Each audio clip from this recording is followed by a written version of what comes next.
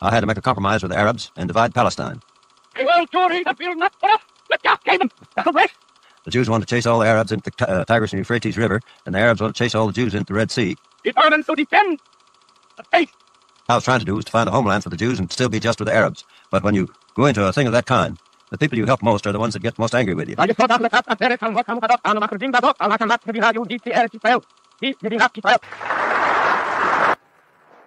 En 1948, en Palestine, des centaines de milliers de personnes ont vu leur maison pour la dernière fois, alors que les puissances coloniales redessinaient les frontières du monde.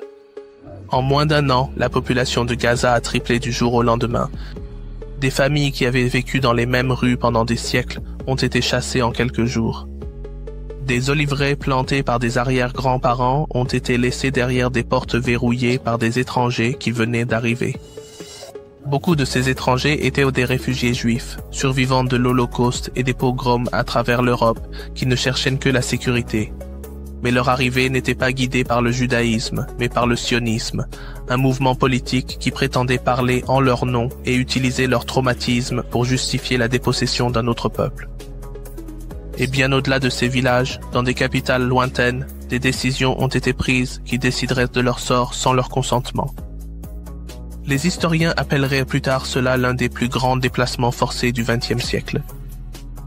Les personnes qui l'ont vécu l'ont appelé une catastrophe. Dans les gros titres occidentaux, c'est devenu quelque chose de complètement différent. Une guerre d'indépendance, un exode volontaire, une note de bas de page à la victoire de quelqu'un d'autre. Quel genre de pays commence par enlever les mêmes personnes qui l'ont construit? Comment la survie devient-elle quelque chose de punissable dans cette terre? Le sol se souvient encore de votre nom, même si la carte ne le fait pas. C'est une histoire d'effacement et d'endurance. Et elle commence là où le plan a été dessiné pour la première fois. Dans 2 villes, vidées en quelques jours et censurées pendant des générations. Un plan qui serait répété à travers le pays.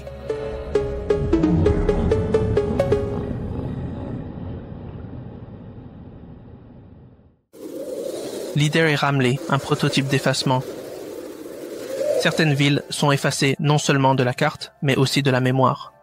En juillet 1948, les villes jumelles de Leader et Ramley sont devenues à la fois un avertissement et un prototype.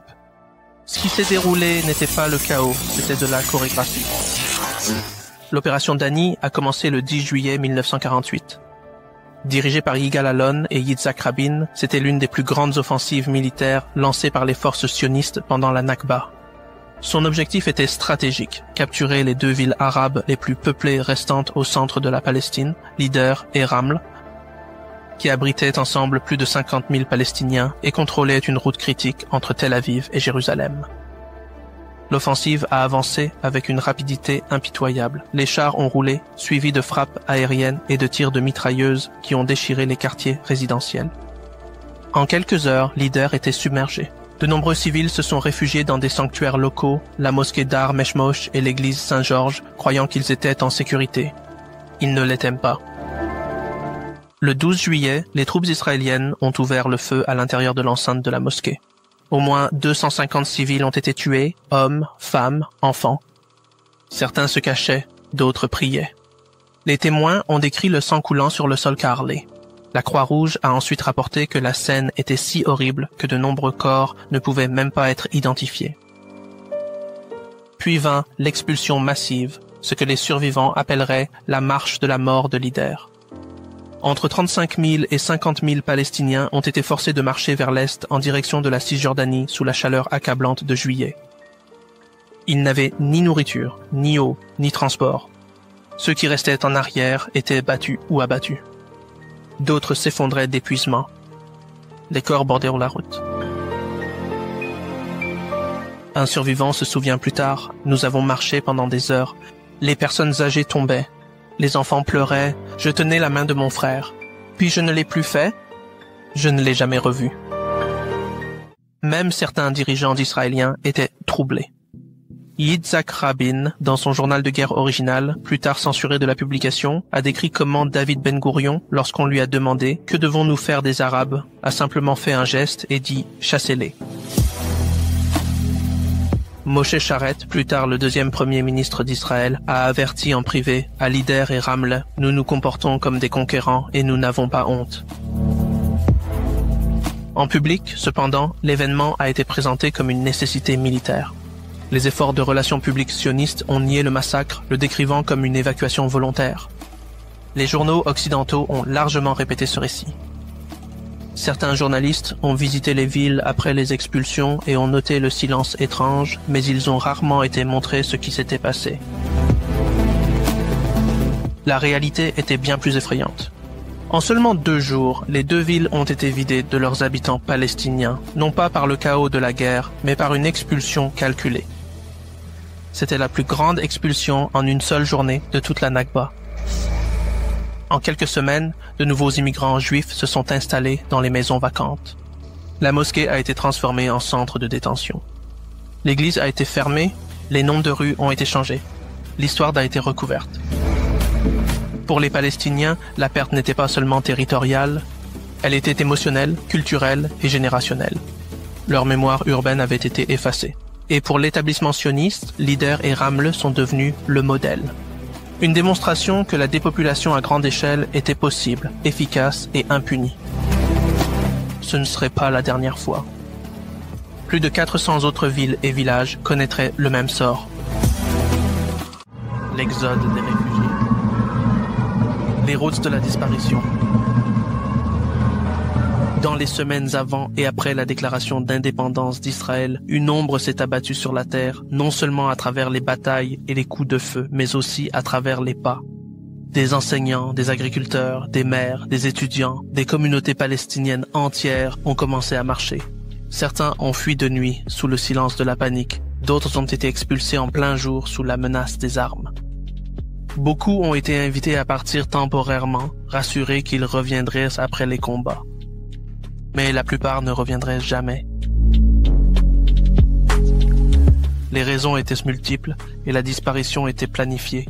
Dans certains villages, la panique s'est répandue après des massacres comme celui de Deir Yassin, où la nouvelle des tueries s'est propagée plus vite que les milices elles-mêmes. Ailleurs, les sionistes ont utilisé des haut-parleurs, des tracts aériens et des bombardements coordonnés pour effrayer les civils et les pousser à fuir. Le plan d'Alais, finalisé en mars 1948, donnait au commandant une large autorité pour occuper, nettoyer et contrôler les zones stratégiques. Certains villages ont été envahis, d'autres se sont simplement vidés par peur. Des villes côtières comme Acre, Haïfa et Jaffa sont tombées sous les bombardements navals. Des lieux à l'intérieur des terres comme Tibériade et Safad ont été ébranlés de l'intérieur par des attaques coordonnées et un effondrement interne. Les routes se sont remplies de caravanes d'exode. Les familles portèrent des enfants sur leur dos, enveloppaient des robes de mariée dans des couvertures et glissaient des clés de maison dans leurs poches, croyant encore qu'elles reviendraient. Certains ont fui à travers les oliveraies et les sommets des collines avec seulement quelques affaires. D'autres se sont entassés dans des bateaux à destination du Liban ou ont traversé des ponts vers la Jordanie à pied. Des milliers ont été rassemblés en convoi par les forces israéliennes et abandonnés dans des zones frontalières de fortune sans eau, nourriture ou abri. Aucun itinéraire unique n'a défini la Nakba. C'était un réseau de disparition forcée. Les porte-paroles sionistes et plus tard les médias occidentaux ont souvent affirmé que les dirigeants arabes avaient ordonné aux Palestiniens de partir. Mais cela a été complètement démenti. L'historien israélien Benny Morris, le chercheur palestinien Walid Khalidi et les archives du Foreign Office britannique ont confirmé la vérité. La plupart des départs étaient réactifs à la violence, au chaos et à la guerre psychologique. Même dans les rares cas où des commandants arabes ont émis des ordres d'évacuation, ils étaient souvent limités aux femmes et aux enfants, essayant de les protéger des bombardements indiscriminés. À l'été 1948, plus de 300 000 Palestiniens avaient déjà été déplacés. À la fin de la guerre, ce nombre atteindrait 750 000, soit près de 80% de la population arabe native de ce qui est devenu Israël. Ils ont afflué au Liban, en Jordanie, en Syrie, à Gaza et en Cisjordanie. Certains ont campé sous les arbres. D'autres se sont abrités dans des écoles vides ou des tentes surpeuplées de l'UNRWA. Mais l'apatridie est vite devenue institutionnelle. Au Liban, les Palestiniens étaient exclus de plus de 70 professions. En Jordanie, certains ont obtenu la citoyenneté, d'autres sont restés sans papier. En Syrie, ils étaient reconnus comme résidents, mais rarement comme citoyens. À Gaza, la population a presque triplé du jour au lendemain, mettant à rude épreuve les ressources et attisant le désespoir. L'Agence des Nations Unies pour les réfugiés de Palestine, l'UNRWA, a été créée en décembre 1949, non pas pour rapatrier les réfugiés, mais pour les gérer. Son mandat était humanitaire, non politique. Aucune résolution n'a imposé le retour. Aucun tribunal n'a enquêté sur l'expulsion. Des réunions de l'ONU ont eu lieu, des dossiers ont été archivés, aucune justice n'a suivi. Pendant ce temps, les journalistes occidentaux, nombreux à être intégrés aux forces israéliennes, ont repris l'affirmation selon laquelle les Palestiniens avaient fui volontairement. Très peu ont interviewé des survivants. La plupart n'ont jamais vu les convois brisés ou les villages dévastés laissés derrière. Les régimes arabes, eux aussi, ont échoué à agir avec unité ou division. Publiquement, ils ont condamné l'agression sioniste. En privé, beaucoup se disputaient l'influence régionale. L'Égypte a renforcé son emprise sur Gaza. La Jordanie a annexé la Cisjordanie. La Syrie a offert des discours, mais peu d'infrastructures. Même les dirigeants sympathiques étaient paralysés par l'instabilité post-coloniale. Aucune stratégie régionale n'a jamais émergé pour restaurer les réfugiés ou reconstruire leurs communautés dévastées. Les mouvements de résistance viendraient plus tard, mais en 1948, la plupart des Palestiniens étaient abandonnés. Et ainsi l'identité de réfugiés s'est durcie. Les propriétaires terriens ottomans étaient désormais étiquetés étrangers. Les enseignants sont devenus des numéros de carnet de rationnement. Les clés de maison sont devenues des amulettes. Pour les déplacés, l'histoire n'était pas écrite dans les manuels scolaires. Elle était portée en mémoire, cousue dans la broderie, chuchotée aux petits-enfants à travers les générations. Aujourd'hui, les descendants sont plus de 7 millions, dispersés des camps de réfugiés au Liban, aux quartiers de Chili, Détroit, Berlin et Doha. Beaucoup détiennent encore des actes, des clés ou des cartes d'identité de 1948, non pas comme des reliques, mais comme des preuves. Car ce n'était pas seulement une crise humanitaire, c'était le dénouement d'un peuple, non pas à travers un jour catastrophique, mais à travers 1 million de petites séparations étendues à travers le temps et les frontières. Village effacé, l'architecture de la disparition. Certaines lunes ne sont pas seulement physiques, elles sont cartographiques. Entre 1948 et le début des années 1950, plus de 400 villes et villages palestiniens ont été effacés. Non pas endommagés par la guerre, mais supprimés par conception. Des communautés entières ont été rayées de la carte, non seulement en pierre, mais aussi en mémoire, remplacées par des forêts, des autoroutes et des noms qui n'ont jamais appartenu. Ce n'était pas une destruction accidentelle. C'était une disparition institutionnalisée. Avant la Nakba, les milices sionistes avaient compilé des renseignements dans les dossiers des villages, des enquêtes détaillées sur les communautés palestiniennes, y compris la population, les infrastructures et la topographie. Après les expulsions, ces mêmes dossiers ont été utilisés à l'envers pour guider les équipes de démolition et la planification de la réinstallation. Les maisons en pierre ont été rasées. Les oliveraies, certaines centenaires, ont été déracinées. Les puits ont été empoisonnés ou comblés. Les cimetières ont été profanés. À la place de ce qui était autrefois sont venues des forêts de pins, des avant-postes agricoles et de nouvelles villes juives construites. Le Fonds national juif a joué un rôle central. Présenté comme un projet écologique, il a planté des pins européens sur des dizaines de villages détruits, de Lifta à Séphoris. Ce n'étaient pas des forêts, c'était du camouflage. Le but n'était pas de réensauvager, mais d'oublier. La nature a été enrôlée dans le projet d'effacement. Même la langue est devenue une arme. En 1951, David Ben Gourion a ordonné l'hébraïsation de tous les noms de lieux arabes. Kula est devenu Kfar Daniel. Al-Mujadilain est devenu Migdal Haemek. Des noms hébreux à consonance biblique ont été choisis pour remplacer les noms palestiniens, coupant le lien linguistique entre la terre et la lignée. Et cela ne s'est pas arrêté là. Au moins 77 villages dépeuplés ont été reconstruits en nouvelles colonies israéliennes en utilisant les mêmes pierres de fondation. D'autres sont devenus des zones militaires fermées. Les Palestiniens tentant de revenir, même pour visiter les tombes familiales, étaient déclarés infiltrés et risquaient d'être abattus sur place. Les médias occidentaux ont rarement documenté ce processus. Les journaux israéliens ont qualifié les terres d'abandonnées. Les journalistes étrangers, lorsqu'ils étaient invités, ne voyaient que ce qu'on leur permettait de voir, des parcs bordés d'arbres, des collines ouvertes, de nouvelles maisons. Peu ont été informés qu'ils marchaient sur la mémoire de quelqu'un d'autre. Un villageois d'Ikrid se souvenait qu'on lui avait dit d'évacuer, juste pour 2 semaines. Des décennies plus tard, il se tenait au bord d'une route où sa maison se trouvait autrefois. La tombe de mon père, dit-il, est maintenant sous un parking. Mais la mémoire n'est pas morte. Dans les camps de réfugiés, les anciens dessinaient des cartes de mémoire, enseignant aux petits-enfants la disposition des villages qu'ils n'avaient jamais vus. Des groupes d'activistes comme Zokrot Akivot et Decolonizer ont commencé à découvrir des images satellites, des documents censurés, des vestiges architecturaux. Ces actes de souvenir sont une résistance, refusant le silence imposé par la pierre et l'État. Car le but n'était jamais seulement l'élimination physique, c'était l'effacement historique, un système conçu pour faire oublier au monde qu'il n'y avait jamais eu une Palestine ici, village par village, nom par nom, pierre par pierre. Vol légal. Comment la loi est devenue une arme? Comment appelle-t-on un voleur en costume? Après le silence des armes en 1949, le champ de bataille s'est déplacé vers les tribunaux, les bureaux gouvernementaux et les registres fonciers. Israël n'a pas seulement expulsé les Palestiniens, il a inscrit leur effacement dans la loi. La pierre angulaire était la loi sur les biens des absents adoptée en 1950.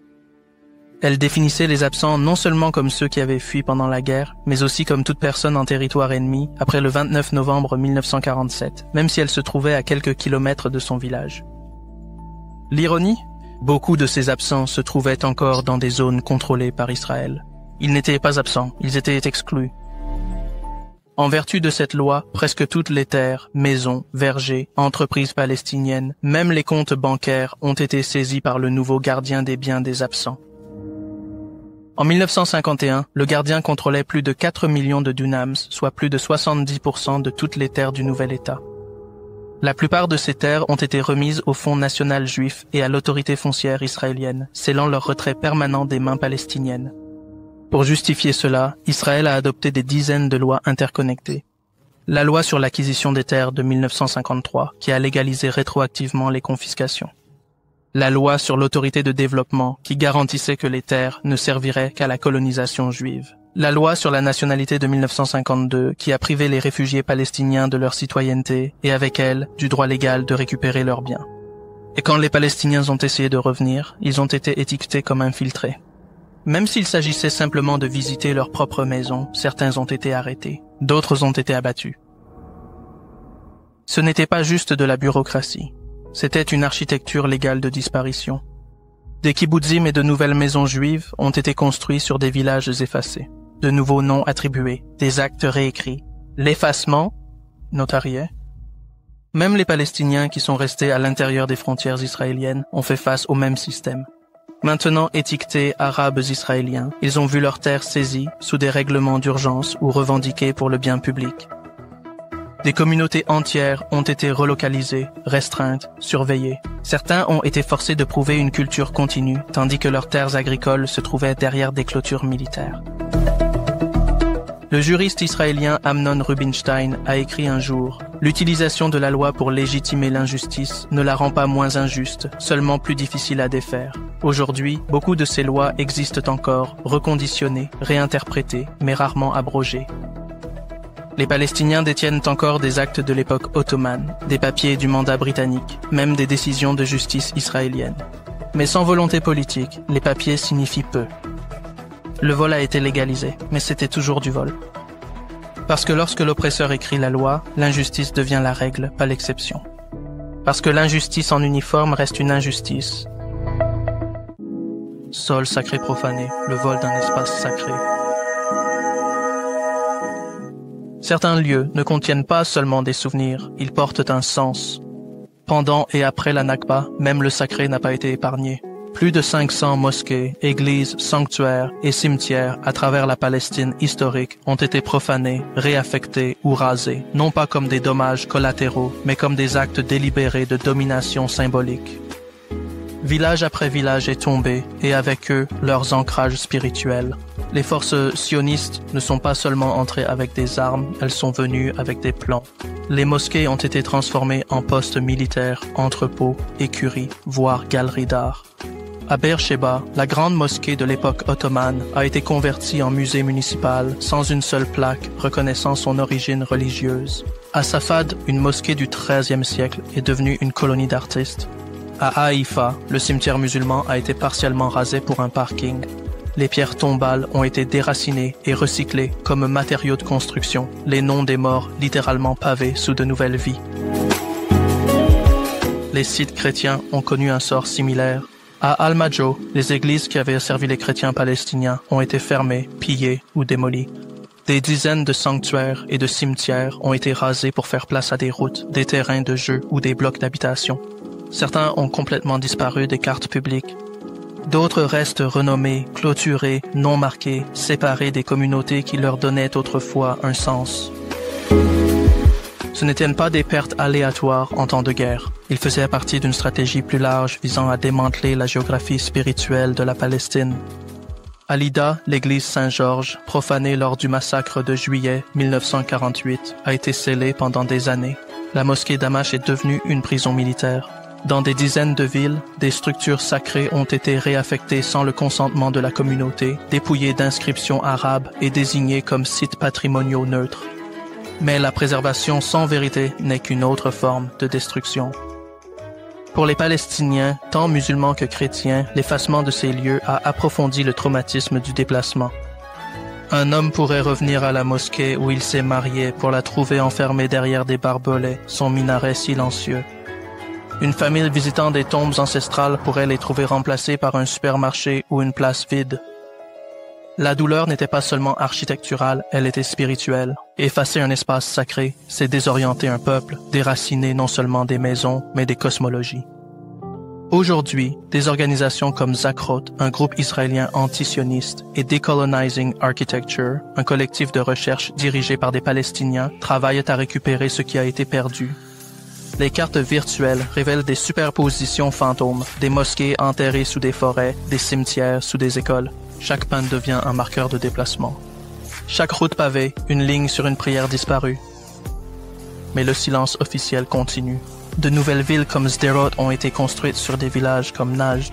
Les touristes se promènent dans les bosquettes de pins plantés par le Fonds national juif, inconscients qu'ils se tiennent sur un sol sanctifié. Les cartes d'État omettent les symboles des anciennes mosquées et églises. Les manuels scolaires ne racontent que la moitié de l'histoire.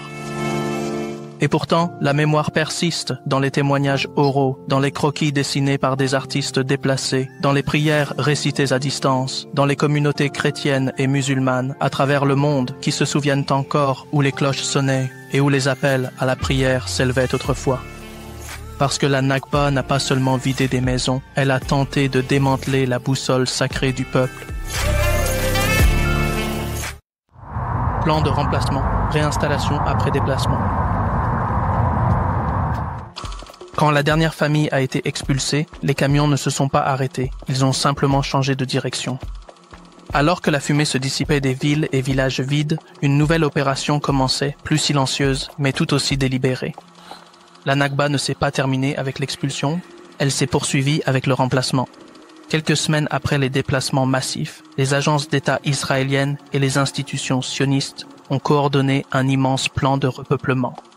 De nouveaux immigrants juifs, dont beaucoup de survivants de l'Holocauste ou de réfugiés des pays arabes, ont été installés dans des maisons palestiniennes, non par accident, mais par politique. À Lida et Ramle, les mêmes portes enfoncées lors de l'opération Dani s'ouvraient maintenant à de nouveaux résidents. Les lits étaient refaits, les mosquées devenaient des entrepôts, les églises des postes militaires. Certaines maisons avaient encore de la nourriture chaude sur le feu. Ce n'était pas aléatoire, c'était systématiquement géré par des entités comme l'Agence juive. Le Fonds national juif, une organisation qui administrait les terres palestiniennes saisies et supervisait le reboisement des villages détruits, et l'autorité des terres d'Israël opérant de concert avec un État nouvellement formé. Le but n'était pas seulement d'occuper l'espace, mais d'effacer la mémoire. Des centaines de villages palestiniens ont été rasés, d'autres ont été réaménagés, des forêts plantées sur les ruines, des parcs publics construits sur des cimetières. Le programme de reboisement du JNF était un outil essentiel, verdissant non seulement le sol, mais aussi l'histoire. Dans les villes, la prise de contrôle était administrative. Les magasins palestiniens recevaient de nouvelles enseignes. Les noms de rues étaient hébraïsés. Les documents, actes et cartes historiques étaient cachés ou détruits.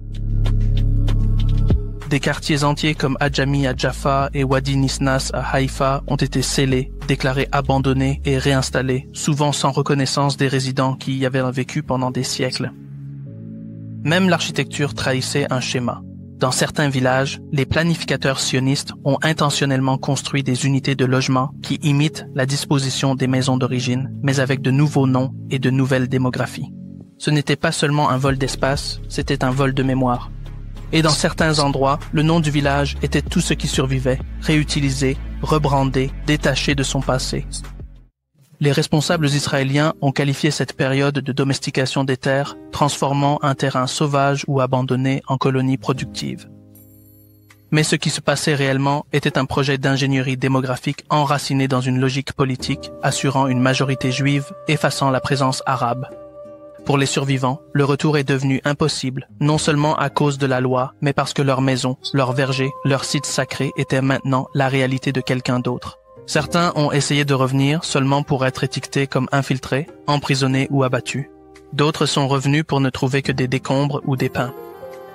En 1950, plus de 300 nouvelles colonies israéliennes avaient été construites sur ou près des ruines de villes palestiniennes. Beaucoup des nouveaux résidents n'avaient aucune idée de la terre sur laquelle ils vivaient maintenant. D'autres savaient et choisissaient le silence. Mais la terre se souvient et ses habitants aussi. L'effacement ne s'est pas arrêté à la frontière. Il a été reconstruit brique par brique dans la réalité de quelqu'un d'autre. Complicité mondiale, le pouvoir du silence. La Nakba n'était pas seulement une catastrophe locale, c'était un abandon mondial. Entre 1947 et 1949, les puissances mondiales et les institutions internationales ont été témoins d'une dépossession massive. Certains dans le déni, d'autres en collusion, la plupart dans le silence, et leurs choix ont contribué à façonner le résultat. À Washington, le lobbying sioniste était déjà enraciné. Le président Truman, sous la pression des donateurs et conseillers pro-israéliens, a reconnu Israël seulement 11 minutes après sa déclaration. À huis clos, des responsables américains comme George Marshall ont mis en garde contre les conséquences. Mais Truman a écrit « Je dois répondre à des centaines de milliers de personnes qui souhaitent le succès du sionisme. Je n'ai pas des centaines de milliers d'Arabes parmi mes électeurs. La politique a prévalu sur le principe. » En Grande-Bretagne, la puissance coloniale en retrait prévoyait la crise. Une note du Foreign Office de 1948 disait « Les événements en Palestine sont maintenant hors de notre contrôle. » Et pourtant, ils se sont lavés les mains de toute responsabilité, se sont retirés à la hâte et ont laissé derrière eux le chaos. Publiquement, la Grande-Bretagne a revendiqué la neutralité. En privé, elle a poursuivi des accords d'armement et des contrats pétroliers avec le nouvel État israélien. Aux Nations Unies, le plan de partage de 1947 avait déclenché la crise. Mais lorsque la violence a escaladé, l'institution a failli. Le médiateur de l'ONU, le comte Folke Bernadotte, qui appelait au retour des réfugiés, a été assassiné par le groupe sioniste Stern. Pas de sanctions, pas d'enquête, juste le silence. La France, encore accrochée à son propre empire et ébranlée par l'Algérie, a présenté Israël comme une force civilisatrice. Les médias français ont loué ces miracles agricoles, ignorant le coût sur les vies palestiniennes. Le bloc soviétique, initialement favorable au partage, a pivoté vers une rhétorique anti-occidentale. Mais chez eux, ils ont réprimé les voix juives anti-sionistes comme Albert Einstein et Hannah Arendt. Leurs avertissements? Ignorés. En Inde, à peine libérée de la partition britannique, les cercles militants ont exprimé leur solidarité, mais la politique officielle penchait vers la neutralité. Au Ghana, au Brésil et dans la plupart du Sud global, la Nakba est devenue une note diplomatique vue non pas comme une rupture morale, mais comme un conflit régional. Et les régimes arabes, leurs discours étaient au brillant, leurs actions étaient dispersées, les campagnes militaires manquaient de coordination. Les dossiers déclassifiés montrent que l'Égypte, la Jordanie et d'autres ont souvent privilégié l'influence post-guerre à la protection palestinienne. Certains ont négocié en secret avec la Grande-Bretagne ou Israël. La plupart ont refusé d'accueillir les réfugiés, utilisant leur souffrance comme levier politique. Les voix juives mondiales n'étaient jamais une seule voix. Beaucoup de survivants voyaient Israël comme un refuge, mais d'autres, comme Arendt, Buber et Magnus, mettaient en garde contre les dangers nationalistes. Einstein a refusé de soutenir le parti de Menahem Begin, les qualifiant de « organisation terroriste de droite chauvine », mais ses voix dissidentes ont été noyées. Le magazine Life, ils ont loué la victoire héroïque d'Israël.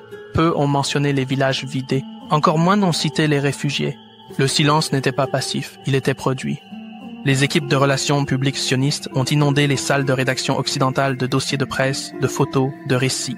Pendant ce temps, les voix palestiniennes étaient exclues des salles de décision, des premières pages et des ondes radio. La Nakba n'était pas juste une tragédie. C'était un blackout médiatique, une dissimulation diplomatique, une guerre non seulement sur la terre, mais sur la mémoire. L'histoire n'est pas une page blanche. C'est une page réécrite, mais jamais complètement effacée.